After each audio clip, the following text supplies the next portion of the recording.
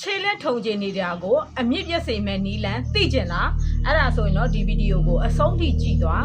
ခြေလက်ထုံကျင်နေတာကိုနှိပ်နေယုံဆေးလက်ယုံနဲ့တက်တာမယ်လို့ဒီလိုမျိုးထင်နေကြတာဒါပေမဲ့ဒါကအပြင်ပန်းကကုတာပါအတွင်းပိုင်းကကုဖို့လည်းလိုအပ်ပါတယ်အတွင်းပိုင်းကကုဖို့ဆိုလို့ရှိရင်အာယုံကြောအားနဲ့နေတာကိုအားပြန်ပြေးဖို့အတွက်နီလန်လေးတွေနဲ့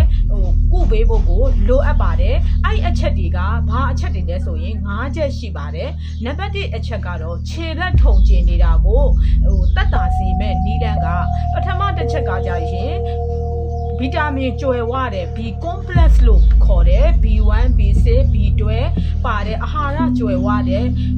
အစိမ်းရောင်ရှိတဲ့အသီးအရွက်တွေစားပေးရပါမယ်နောက်ပြီးရင်အသားမျိုးမျိုးပဲငါးအမျိုးမျိုးဥတွေနွားနို့တို့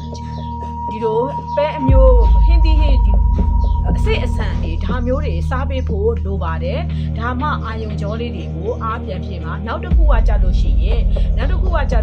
ခြေထောက်ကိုရေနွေးနွေးလေးနဲ့စိမ်ပေးပါအဲ့ထဲမှာစကားလေးကိုထည့်ပြီးတော့စကားလေးထည့်ပြီးတော့စိမ်ပေးဖို့မိနစ်15မိနစ်လောက်ဒီလိုမျိုးလေးစိမ်ပေးဖို့လိုပါတယ်တင်းမာနေတဲ့အာယုံကြောလေးတွေကိုတင်းမာနေတဲ့အကြောလေးတွေပေါ့နော်အကြောလေးတွေကိုပြင်ရော့စီပြီးတော့အာယုံကြောလေးတွေကိုပြန်လဲလန်းဆန်းစေပါတယ်နံပါတ်3အချက်ကကြတော့ဒီလိုမျိုးဖြစ်နေတာ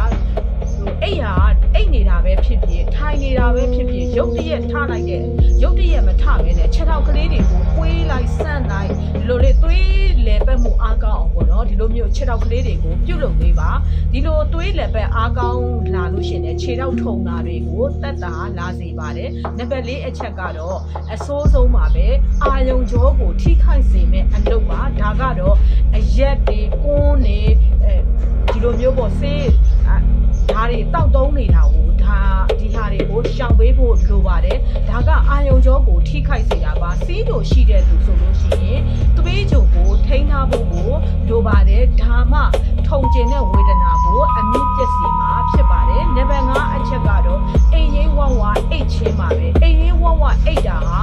အာယုံကြောလေးတွေကိုဒီအိတ်နေတဲ့အချိန်မှာအာယုံကြောလေးတွေအားနည်းနေတာကိုပြန်လဲပြုတ်ပြင်ပေးတဲ့အတွက်နဲ့ညအချိန်အိတ်တယ်ဆိုလို့ရှိရင်10နာရီထက်နောက်မကျဘဲနဲ့အိတ်ပေးပါဒီလိုအချက်5ချက်ကိုပြုတ်လုပ်ပေးမယ်ဆိုလို့ရှိရင်တိတာအာယုံကြောလေးတွေကိုပြန်လဲကောင်းမွန်လာပြီးခြေလက်ထုံကျင်တာတွေကိုတက်တာစေမယ်တကယ်လို့ဒီလိုလုပ်နေတဲ့အချိန်မှာအစာအာဟာရတွေကိုအစာကနေမရဘူးဒီလိုလုပ်ရတာလဲကိုအလုတ်ရှုပ်တယ်